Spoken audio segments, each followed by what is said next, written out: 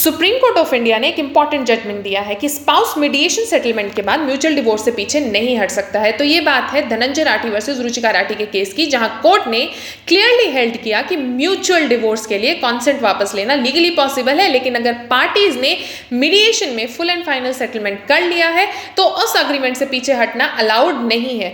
दरअसल इस केस में हस्बैंड और वाइफ ने मीडिएशन के थ्रू अपने सारे डिस्प्यूट सेटल कर लिए थे। हस्बैंड ने 1.5 करोड़ देने, 14 लाख कार के लिए देने और ज्वेलरी रिटर्न करने का अग्रीमेंट किया। वाइफ ने भी 2.5 करोड़ ट्रांसफर करने पर सहमति दी।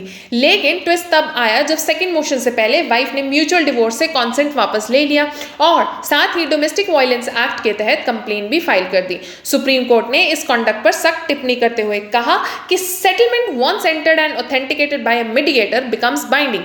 कोर्ट ने यह भी कहा कि मीडिएशन प्रोसेस की क्रेडिबिलिटी बनाए रखने के लिए any deviation from such settlement should be dealt with strictly. यानी अगर कोई पार्टी बिना वैलिड रीजन के सेटलमेंट से पीछे हटती है तो उस पर हैवी कॉस्ट भी इंपोज किए जा सकते हैं। कोर्ट ने यह भी साफ किया कि सेटलमेंट से तभी पीछे हट सकते हैं जब फ्रॉड हुआ हो, कोअर्जन या अनड्यू इन्फ्लुएंस हो या दूसरी पार्टी ने अपनी ऑब्लिगेशंस पूरी ना की हो। वाइफ के 120 करोड़ ज्वेलरी वाले क्लेम को कोर्ट ने आउटराइट रिजेक्ट करते हुए कहा, we are appalled at such submissions. साथ ही कोर्ट ने डोमेस्टिक वायलेंस एक्ट कंप्लेंट को भी आफ्टर थॉट बताया और क्वॉश कर दिया।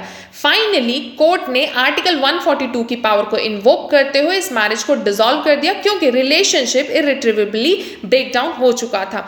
मीडिएशन सेटलमेंट कोई कैजुअल एग्रीमेंट नहीं है। Once signed and approved by court, it has binding force and breaking out without valid grounds can have serious legal consequences. तो ये जजमेंट मीडिएशन सिस्टम की इंटेग्रिटी को प्रोटेक्ट करने की दिशा में एक स्ट्रॉन्ग स्टेप है। आपका इस पे क्या कहना है, हमें कॉमेंट करके जरूर बताएं।